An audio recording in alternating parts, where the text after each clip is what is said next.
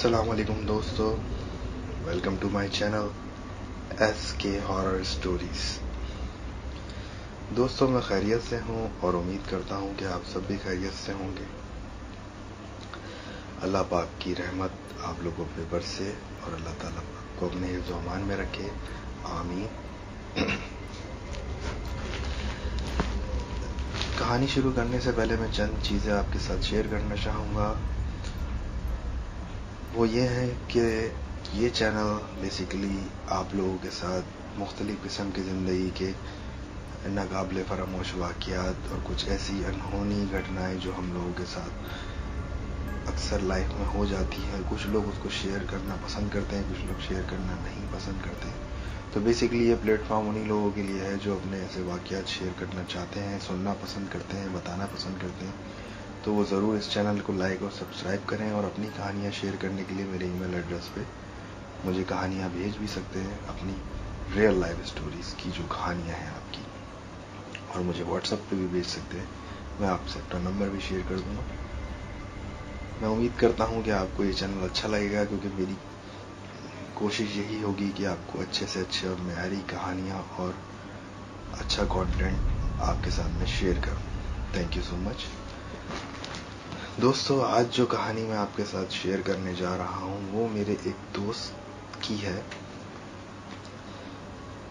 چند سال پہلے اس کے ساتھ یہ واقعہ پیش آیا تھا۔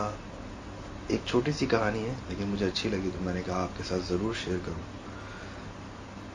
میرا ایک دوست دانش ایک گارمنٹ فیکٹری چلاتا تھا۔ اس کے دو بھائیوں کے ساتھ ان کی مشترکہ پارٹنرشپ تھی۔ دانش ایک حافظ قرآن ہے اور ایک بہت ہی سلجھا ہوا اچھا انسان ہے،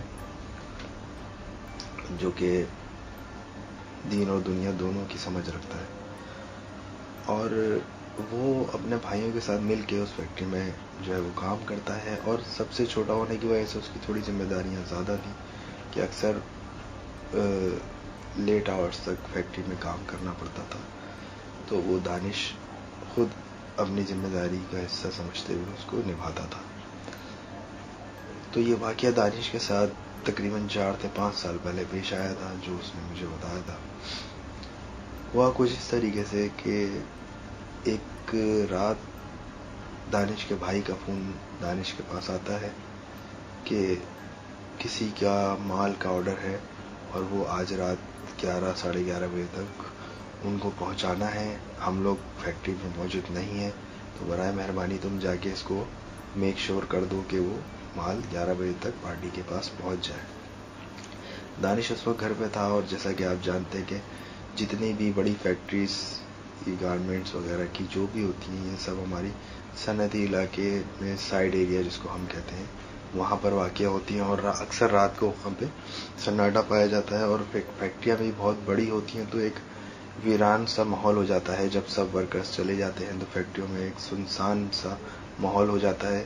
عموماً دانش کی فیکٹری بھی جو ہے وہ 9 سے 10 بجے تک جو ہے وہ مکمل بند ہو جاتی تھی۔ ویسے تو 5 سے 6 بجے تک جو ہے وہ ٹائمنگ ورکرز کی ہوتی تھی، لیکن کچھ ورکرز جو ہے وہ اوور ٹائم بھی کرتے تھے، جس کی وجہ سے 8 یا 9 بج جاتے تھے۔ اچھا، اس دن بھی ایسا ہی ہوا کہ کافی ورکر جا چکے تھے، اور کچھ ورکرز جو ہے وہ ایکسٹرا شفٹ کر رہے تھے، کیونکہ کچھ مال ڈیلیور کرنا تھا پارٹی کو 11 بجے تک۔ تو کچھ امپلائیز کام کر رہے تھے، کچھ جا چکے تھے، اور دانش کو جیسا کہ اس کے بھائی نے فون کر کے بتا دیا تھا کہ تمہارا موجود ہونا بہت ضروری ہے، کیونکہ وہ شپمنٹ تم ہی جو ہے وہ بھجواؤ گے۔ اچھا، دانش نے فیکٹری کا رخ کر لیا تھا، اور رات کے تقریباً 8 بجے وہ نکل گیا تھا، اور تقریباً 9 ساڑھے 9 بجے تک وہ فیکٹری پہنچ گیا تھا۔ فیکٹری جاتے ہی اس نے اپنے پی این سے سوال کیا کہ کون کون ورکرز کام کر رہے ہیں۔ تو پی این نے بتایا کہ سر نیچے تقریباً 4 سے 6 لوگ جو ہیں وہ کام کر رہے ہیں، اور 1-2 ورکر شاید اوپر کام کر رہے ہیں۔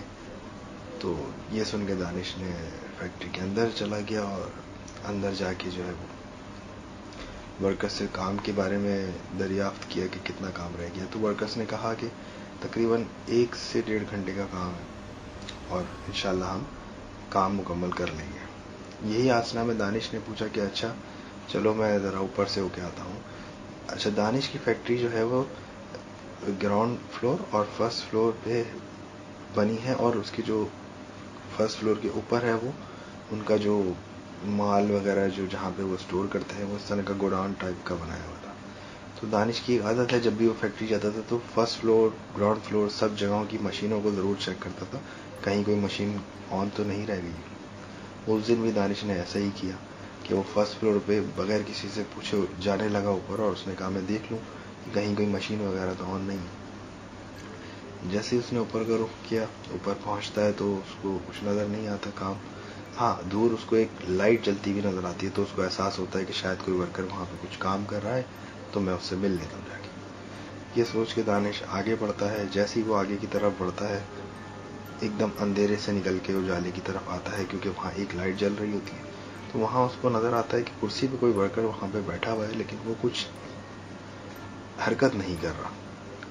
دانش کو تھوڑا تجسس ہوتا ہے کہ پتہ نہیں, ہو سکتا ہے کوئی بیٹھا ہوا ہو, موبائل یوز کر رہا ہو یا واٹ ایور.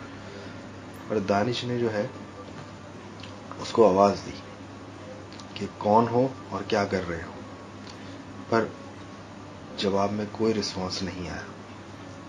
دانش نے ایک بار اور اس کو آواز دی. اس بار آواز تھوڑی لاؤڈ تھی کہ وہاں کون بیٹھا ہے اور کیا کر رہا ہے, لیکن پھر دوبارہ جواب نہیں آیا. اب دانش کو تھوڑا غصہ بھی آیا, اور تھوڑا سا دانش جو ہے وہ تجسس میں بھی آیا کہ ایسا کون ورکر وہاں بیٹھا ہے جو میری آواز اتنی زور سے بولنے کے بعد بھی نہیں سن رہا. خیر, دانش ایک مضبوط اعصاب کا مالک تھا, تو وہ چیزوں کو اتنی کیجولی لیتا تھا کہ وہ آگے کی طرف بڑھتا گیا, اور بغیر کسی خوف و خطر کے وہ اس طرف پہنچ گیا جہاں لائٹ جل رہی تھی. اس حصے میں جاتے ہی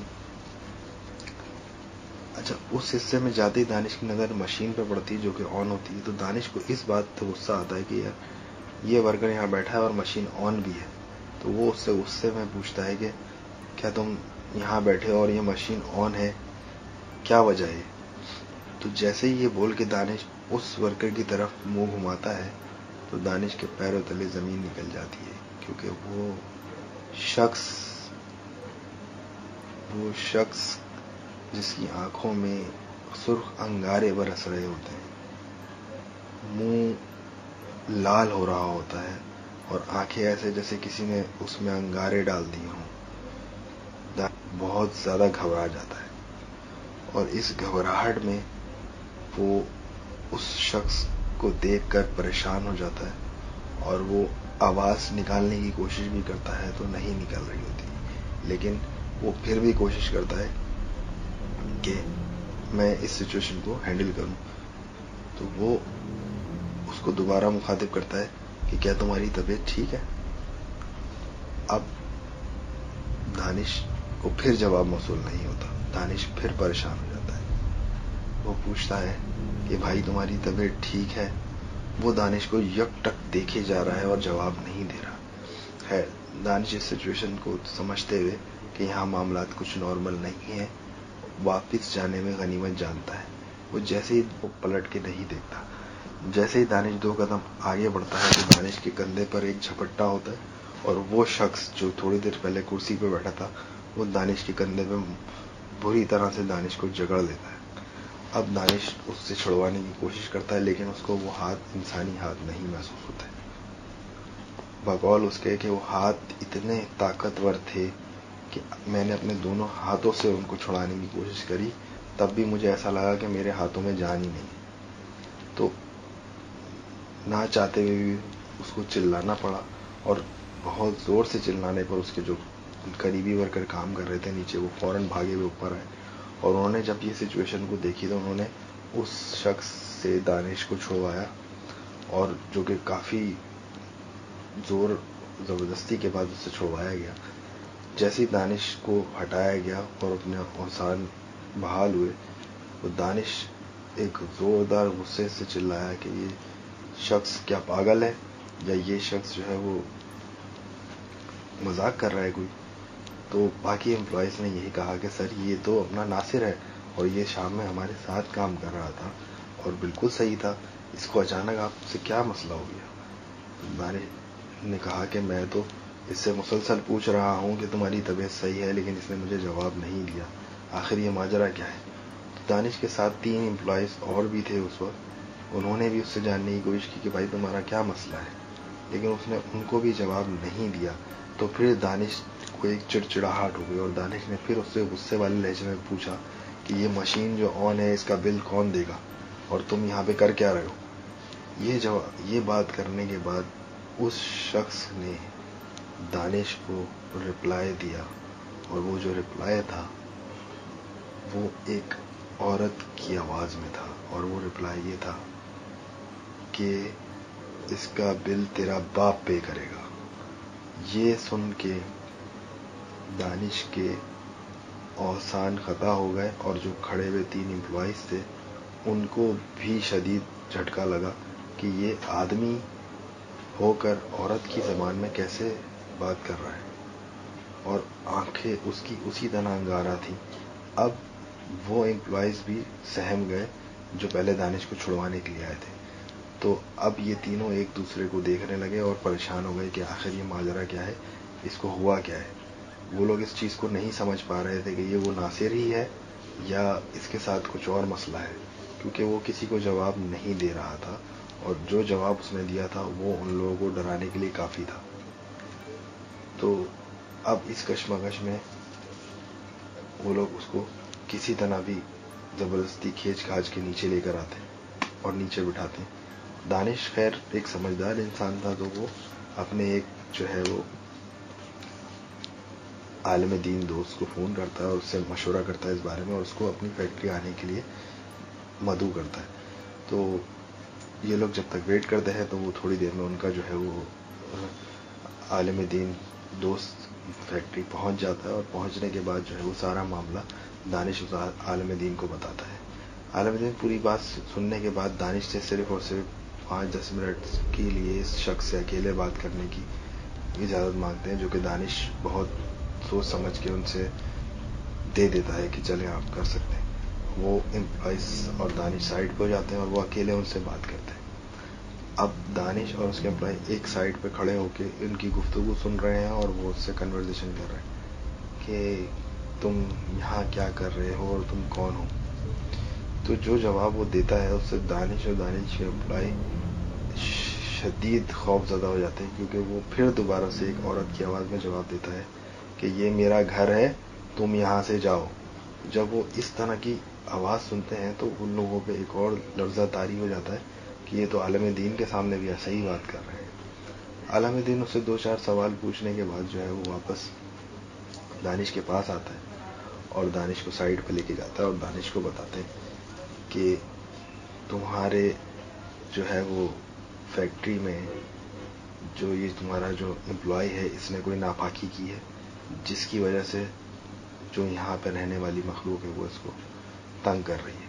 تو برائے مہربانی تم اس اوپر والے حصے میں جہاں یہ کام کرتا ہے وہاں والا حصہ پورا پاک کرواؤ، اور وہ پاک کروانے کے بعد اس حصے کو بند کر دو، کیونکہ یہ جگہ جو ہے ان مخلوق کے لیے ہے، ان کا روز کا بسر ہے وہاں پہ، ان کا وہاں پہ روز کا رہنا ہے.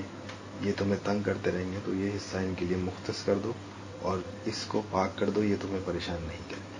دانش نے عالم دین کی بات سنی اور اس کو ایز اٹ از فالو کیا، اور اس کے بعد جو ہے وہ اس کو اوپر والے حصے کو پاک صاف کروایا گیا، اور اس کے بعد جو ہے اس کو ہمیشہ کے لیے دوسرے امپلائیز کے لیے بند کر دیا گیا کہ کوئی وہاں نہ جا سکے. اس کے بعد جو ہے وہ دانش کے جو یہ والے معاملات تھے وہ بالکل درست ہو گئے، اور وہ امپلائی جو کہ اس وقت اس کشمکش میں تھا اس کو جو ہے وہ 1 ہفتے 1.5 ہفتے بعد جب دوبارہ وہ واپس کام پر آیا تو وہ بالکل نارمل تھا، کیونکہ جو عالم دین تھے انہوں نے اس شخص کو بھی پاک صاف رہنے کی تلقین کی تھی، اور کچھ وظائف وغیرہ جو اس کو پڑھ کے دم کیا تھا.